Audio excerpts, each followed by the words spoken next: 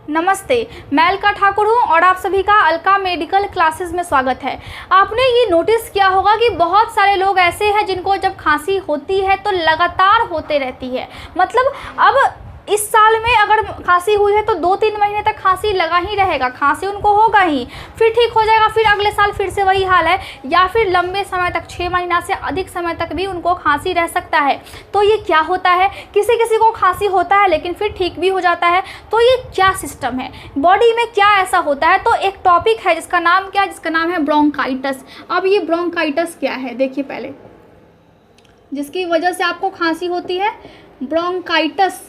तो आज के लेक्चर में हम इसी को डिस्कस करेंगे। ब्रोंकाइटिस का मतलब होता है ये जो आपका फेफड़ा है, ये आपका दोनों फेफड़ा है। अब दोनों फेफड़ा, ये जो हमारी श्वसन नली है, ठीक है, ये जो हमारी ट्रैकिया है, ये नीचे फेफड़े तक गई हुई है और नीचे ये और पतली हो जाती है और फिर इससे और पतला पतला जो शाखा है इसका और बन जाता है, ये और पतली हो जाती है। मतलब हर एक कोशिका को ऑक्सीजन मिले इसके लिए ये पतली होती जाती है। तो इसी को हम बोलते हैं, इसी पतली वाली शाखा को हम बोलते हैं ब्रोंकियोल्स। क्या बोलते हैं?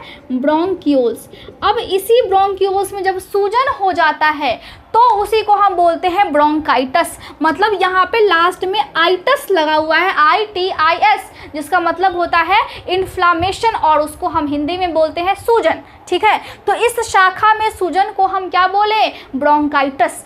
अब लंग्स में, फेफड़े में हो गया है सूजन। जब सूजन होता है तो क्या होता है? तो हमें खांसी होती है। अब सूजन भी 2 प्रकार से होते हैं। प्रकार कैसा है? यहाँ पे देखिए, जब आपको सूजन होगा तो आपको प्रॉब्लम तो होगा ही, तो आपको एक्यूट इन्फेक्शन, जब इसका आपको इन्फेक्शन लगेगा तो एक्यूट इन्फेक्शन मतलब ऐसा सूजन जो कि हुआ और फिर कुछ समय के बाद ठीक हो जाएगा। ठीक है, 6 महीने के अंदर तक में वो ठीक हो जाएगा, या फिर कह लीजिए कि 2 महीने 3 महीने तक में ठीक हो जाएगा। एक होता है क्रॉनिक।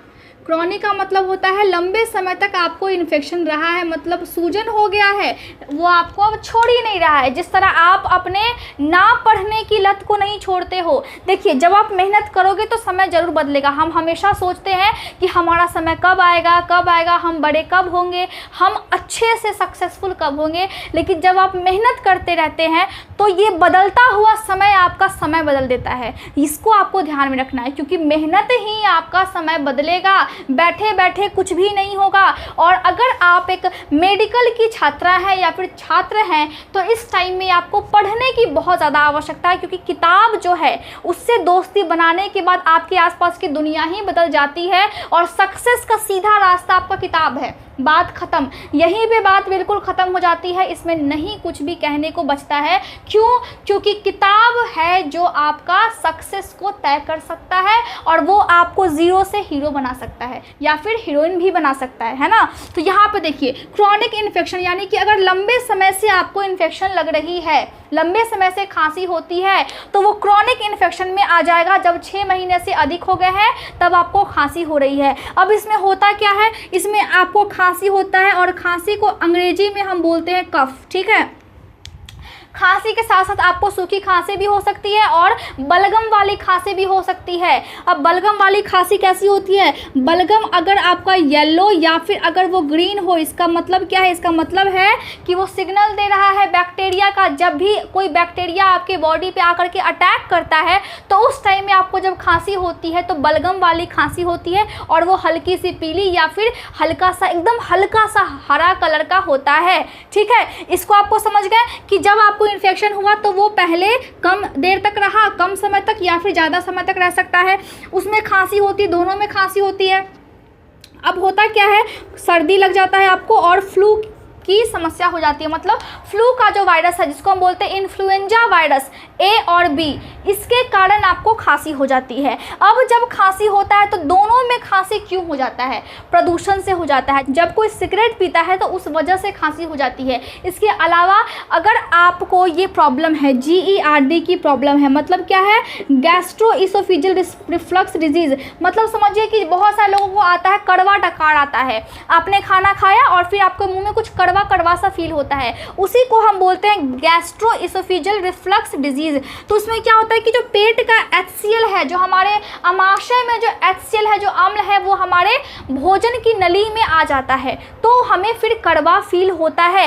तो ये सब कारण है। आप सिगरेट पीते हो, आप खैनी खाते हो, इसके अलावा आपको अगर सर्दी हो गई है और आपको इन्फ्लुएंजा वायरस A और B आपको ग्रसित कर दिया है, तब आपको खांसी होगी। वो खांसी लंबे समय तक हो सकती है या फिर कम समय तक भी हो सकती है।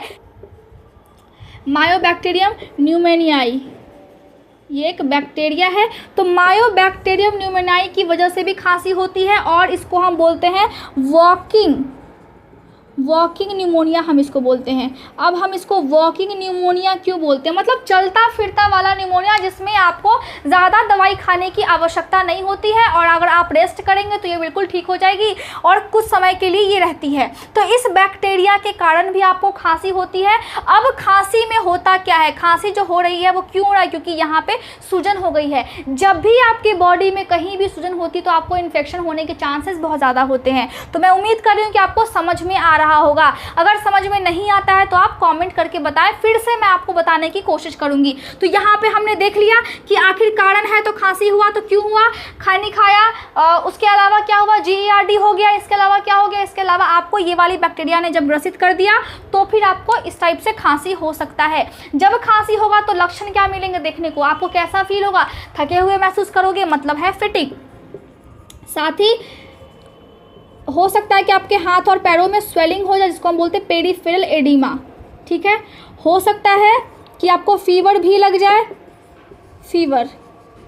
ठीक, आपको खांसी भी आएगी, इसमें कफ भी होगा, प्लस खांसी आएगी, प्लस वो क्या होगा, ब्लड प्लस फ्लेगम हुआ। फ्लेगम का मतलब होता है वो जो बलगम आता है खांसी के साथ, वो भी आ सकता है। अब हम क्या करें, अब तो हम ग्रसित हो गए, अब क्या हुआ, फेफड़े में हो गई है सूजन, तो ये बहुत समस्या वाली बात है। अब हम क्या करें, दिमाग में तो ये आ ही रहा होगा, तो इसके लिए हम क्या कर सकते हैं। आपको फेफड़े में प्रॉब्लम है तो आप लंग्स का एक्सरे करवाओगे, लंग फंक्शन टेस्ट करवाओगे, लंग्स फंक्शन टेस्ट करवाओगे, ताकि यहाँ पे आप चेक कर सको। साथ ही आप क्या कर सकते हो, आप अपने यूरिन का चेकअप करवाओगे, आप अपने किडनी का चेकअप करवाओगे और आप अपने यहाँ का जो ऊपर का एक होता है इसोफेगस और जो ट्रैकिया होते हैं उसकी आप एक्सरे करवा सकते हैं।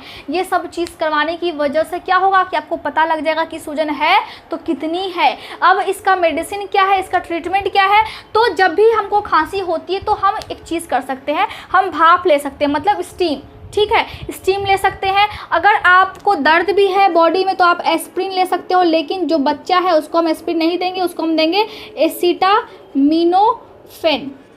ठीक है, हम उसको वो देंगे। साथ ही आप प्रेडनिसोन दवाई आती है, प्रेडनिसोन भी आप दे सकते हो, आप ले सकते हो, खा सकते हो। इसके अलावा आपको आराम करना है, आपको ठंडी चीज़ें नहीं खानी। जब भी खांसी होता है तो हम क्या करते हैं, ठंडी चीज़ें खाते हैं क्या, नहीं खाते हैं ना। साथ ही आपको कहीं भी अगर जाना है, धूल से ये चीज़ें हो सकती है, ये चीज़ें पॉल्यूशन से होती है, डस्ट से होती है, धुएं से हो जाती है, जो सिगरेट का जो धुआं होता है उससे भी आपको यहाँ पे लंग्स में सूजन हो सकता है, यहाँ के ब्रोंकियोल्स में।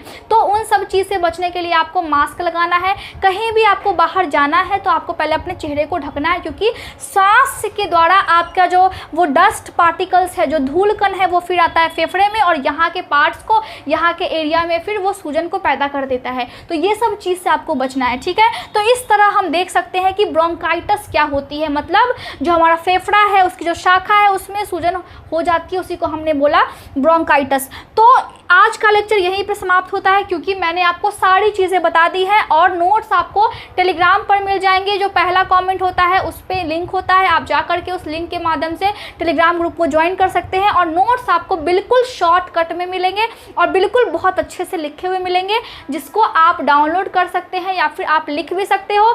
Thank you so much for watching my video.